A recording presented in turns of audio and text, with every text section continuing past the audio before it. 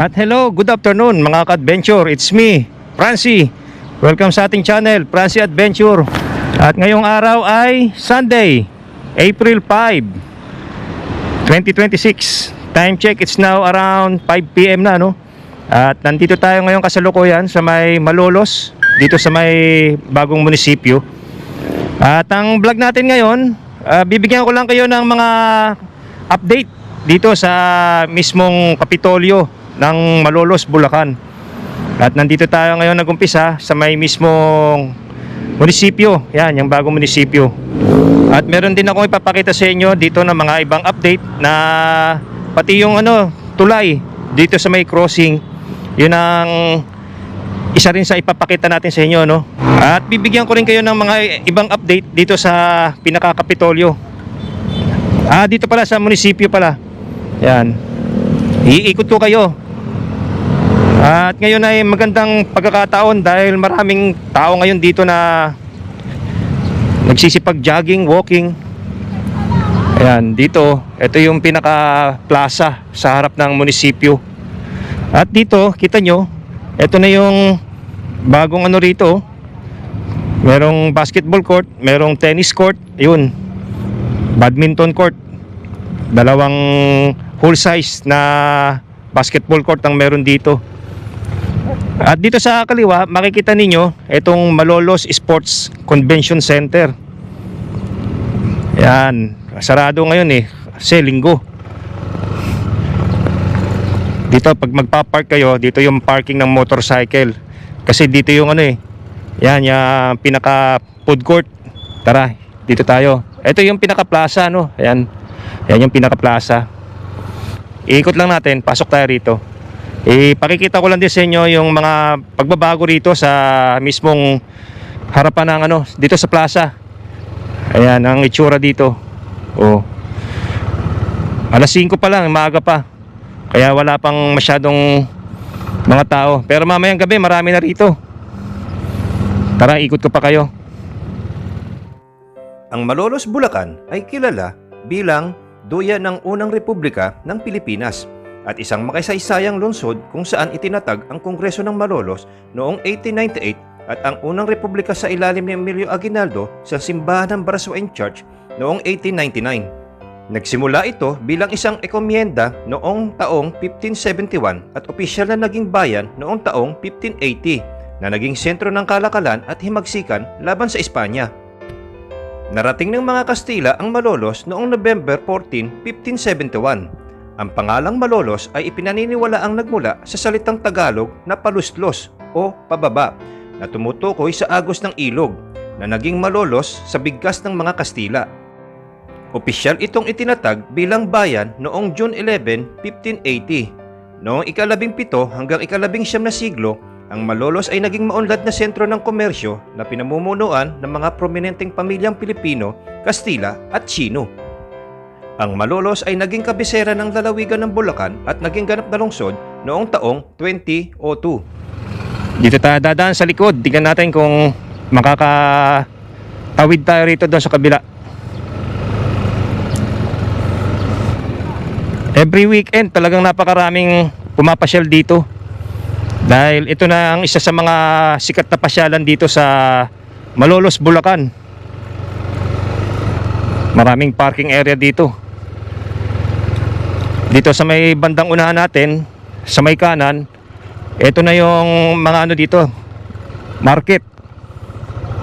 Yan, may mga ukay-ukay pa Ang daming ukay-ukay dito. Magagandang klase pa yung mga ukay-ukay. Kasunod naman, ito naman yung pinaka food court. Yan, may nga nagse-set up pa lang kasi masyadong maaga pa alas 5 pa lang. Yung food court dito, mga 4 o'clock yata nagumpisa. Bango ng naamoy ko. Ginugutom tuloy ako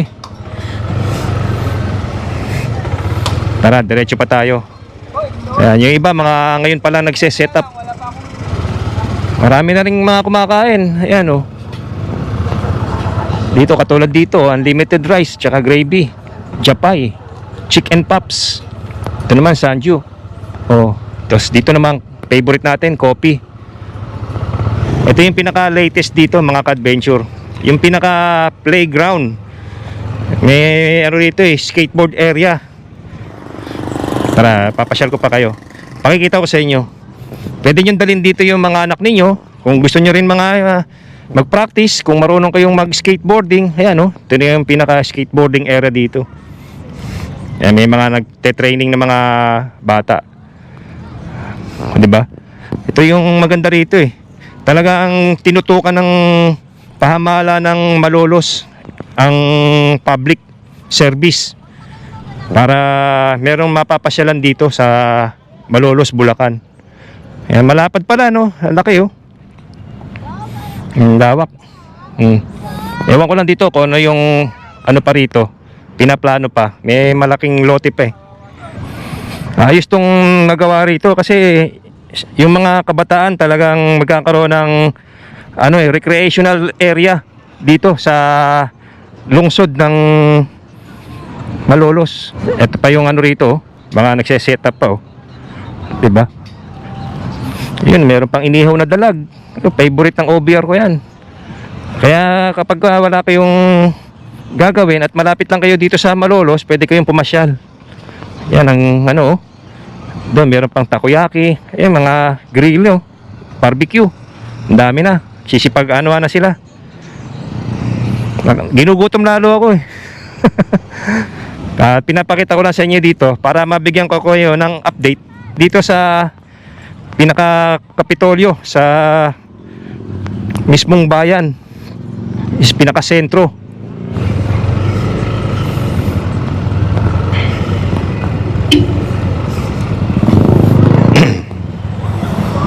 Yan dito. Ito may mga parking din dito.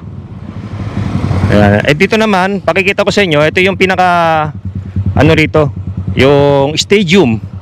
Yan, meron ditong minsan nagkakaroon ng concert, event diyan sa stage na yan. Minsan merong libreng ginaganap diyan na mga performance Minsan meron pang na-invite na mga artista. Ayan, dumadami na. Ang dami ng mga dumarating, mga namamasyal. Mamayang gabi lalo yan, napakarami. At dito, meron ako ipapakita sa inyo mga ka-adventure dito. Talaga namang binigyan ng panahon ng LGU ng Malolos. Dito, pakikita ko sa inyo. Ito, may mga nagtitinda pa rin dito, mga inihaw na pusit. May mga stop toys pa tsaka sombrero, bulaklak, sapatos. Yan, marami nagtitinda rito.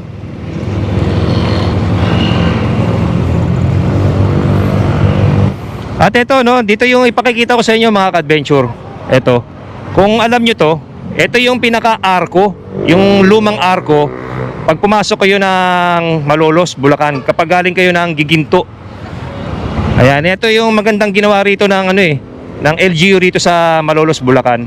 Hindi nila sinayang yung pinaka-arko.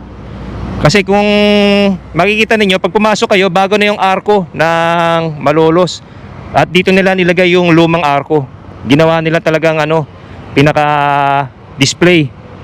Para at least, kasi napakatagal na rin yan. Napakatagal na rin. Marami nang naging pinagdaanan na history yung lumang arko na yan. At ginawa nila, ni-retouch nila yung pa yung pinaka simbahan, yung Baraswain. Nilagyan pa nila ng 2 kanyon tsaka watawat. Kaya approve yan para sa akin. Kasi maganda yung ginagawa dito ng LGU ng Malolos, Bulacan. Talagang binibigyan nila ng pansin yung ganitong recreational na pasyalan dito mismo sa pinaka City Hall ng Malolos. Ayan diba? Yan yung bagong City Hall ng Malolos. Napakagaling talaga. Magaling yung ginawa nila. Ayan na, marami na rin mga nagja-jogging dito. Ayan, may mga signage naman, one way, no entry. Kaya kung nakamotor kayo, hindi kayo pwedeng sumabay dyan. Lalo-lalo na kapag marami ng tao. May mga pedestrian na yan.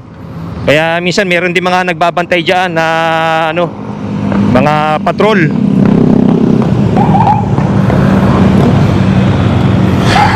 At ngayon dito, pupuntahan natin yung gusto kong i-share sa inyo. Ito yung pinaka-latest dito sa Malolos, Bulacan. Yung pinaka-bagong attraction dito na lumalabas ngayon sa Facebook. At pakikita ko sa inyo. Dito lang, malapit lang, paglagpas lang ng mismong Kapitolyo, papuntang Pamilyang Bayan. At ngayon ay Easter Sunday, huling araw ng long weekend ng holiday. Ito na yung sa kaliwa natin, yung pinaka-Kapitolyo ng Malolos. At mga ilang daang metro lang, ito yung ipakikita ko sa inyo, no? Yan, ito na yung pinaka-overpass. Ito yung i-update ko sa inyo rito. 'Di ba, yung overpass, oh, meron ng pinalitan na, pinaganda na yung arko.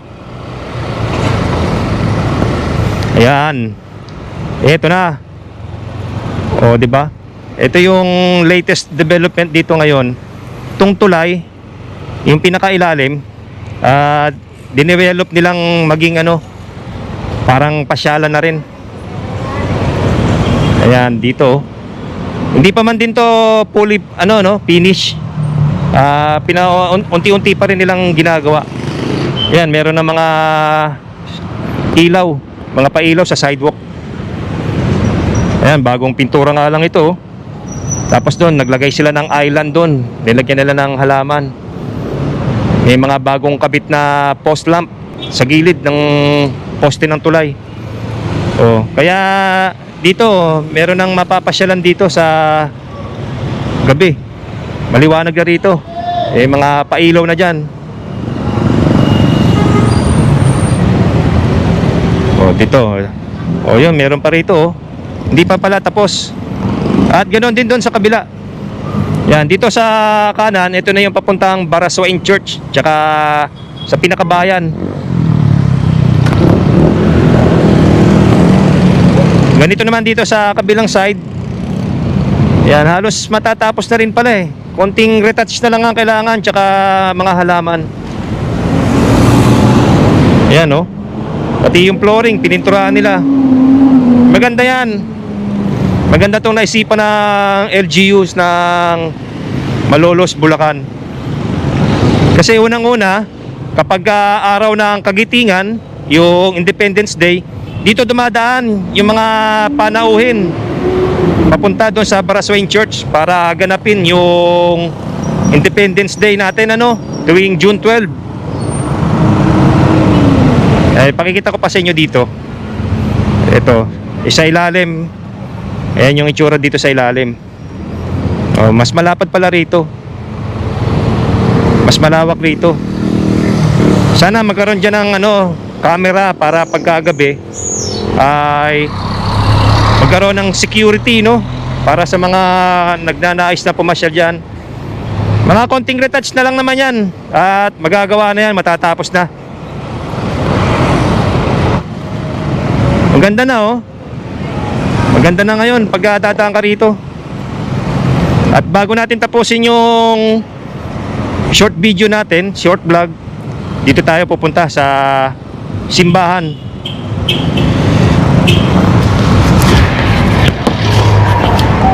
Ang Malolos, ang isa sa mga luma na rin na bayan dito sa Bulacan. Marami talagang history ito. Napakayaman sa history ng Malolos, Bulacan. Unang-una na dito ginanap yung pagpapahayag ng ating independence.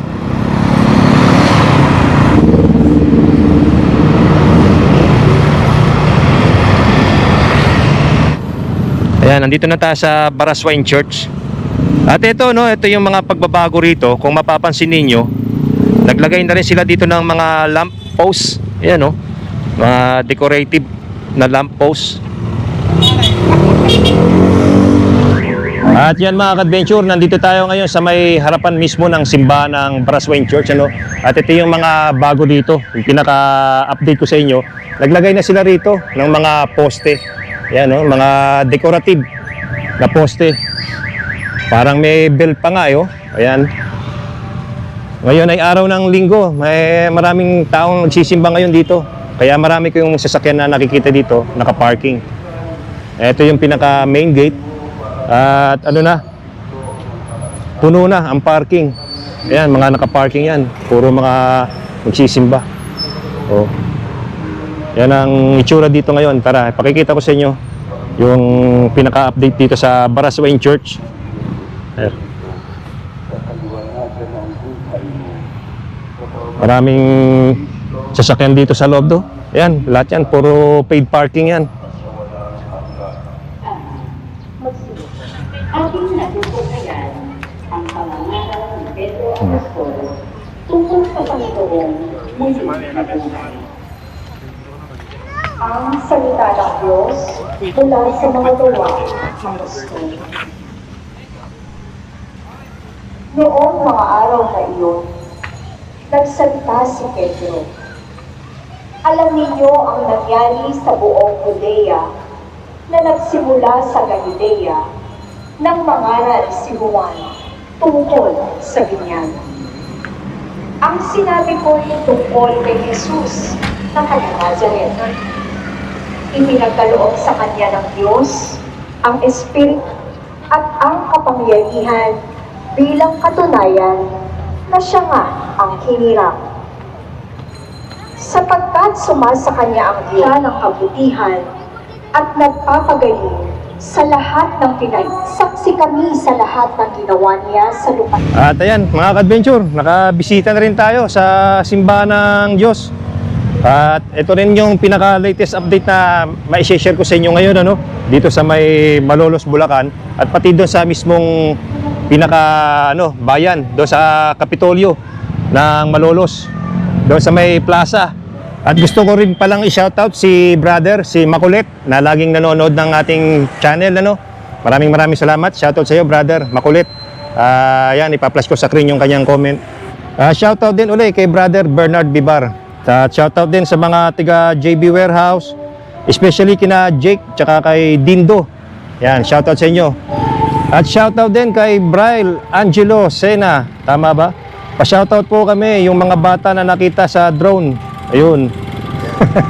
Yan, shoutout sa inyo. At gusto ko rin i-shoutout si brother Alfredo Pogi Takilad. Shoutout naman. Ayan, brother, shoutout. Salamat sa panonood.